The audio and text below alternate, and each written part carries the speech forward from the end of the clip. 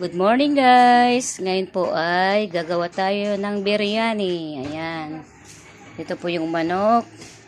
Ito po yung mga ingredients. Star anise, biryani spices po ito. Cinnamon stick.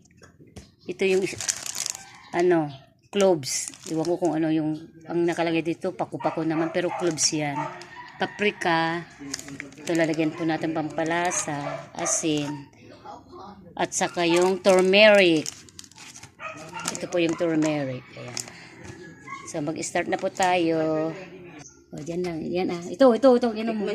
Ito na yung ingredients, guys. Ito yung cinnamon stick, star anise, yung cloves. Ayan. I-ano lang po natin dito.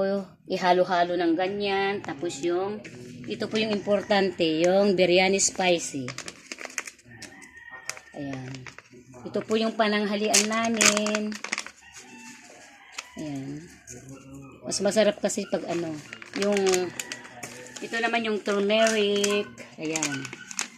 Marami na dito sa Pilipinas ang ganitong mga spicy. Yung paprika. Ito po yung paprika. Ang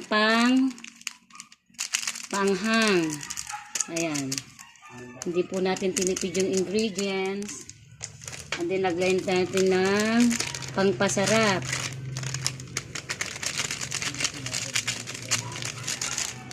Yan, napakadali. Imamarinate lang po natin, guys. Lagyan po natin ng asin. Imamarinate lang po natin.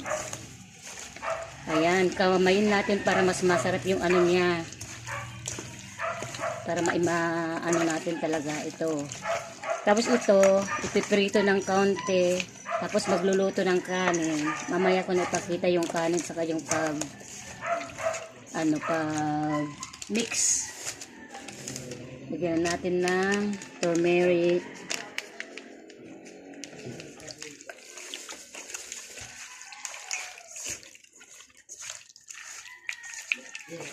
So ayan guys, nakamarinate na.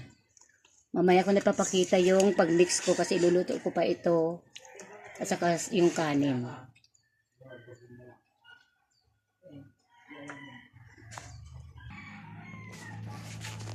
Yan guys po yung mga ingredients po natin. Ngayon magigisa na po tayo.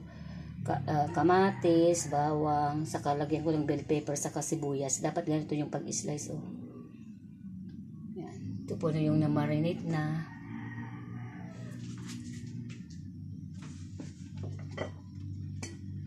Ito na yung kanin. Ayan.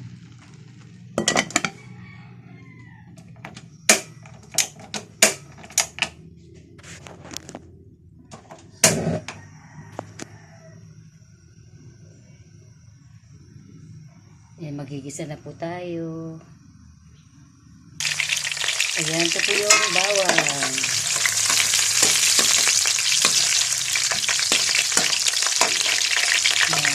Lagyan na po natin yung sibuyas. Ganyan po yung pag-slice round.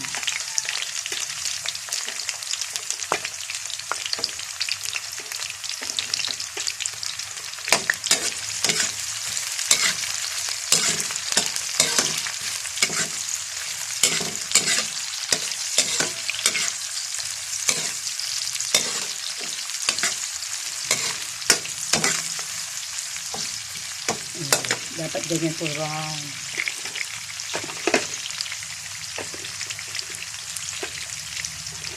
Lagyan natin yung kamatis.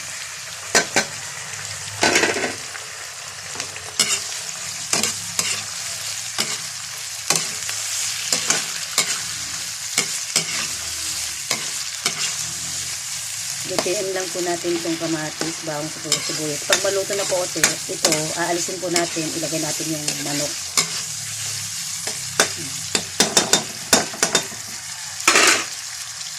Ito po yung marinade.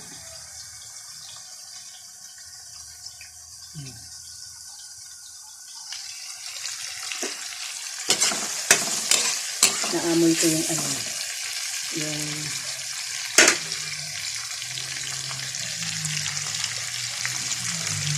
yung manok, yung spicy niya.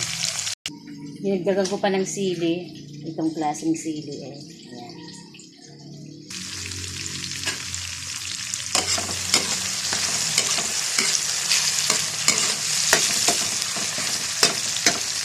Lagyan na natin yung bell pepper sa yung sili. Ayan.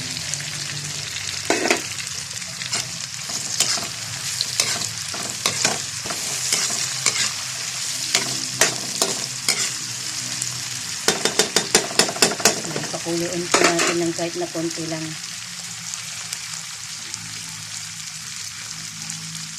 Tapos alisin na po natin. Ang ilagay na po natin isa-isa yung manok.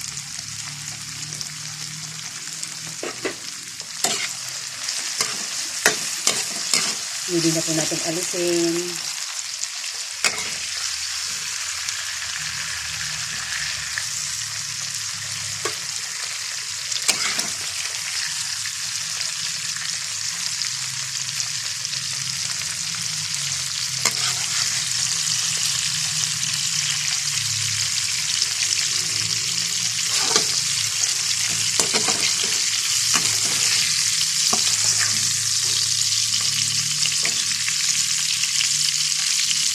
Ang bango guys.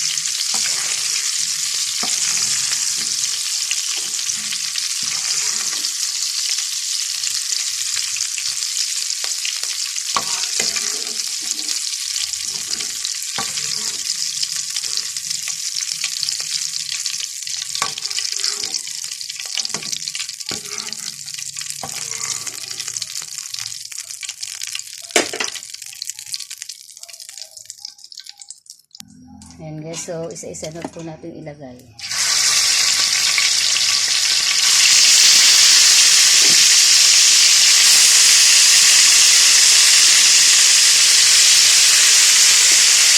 I-fry po lang natin.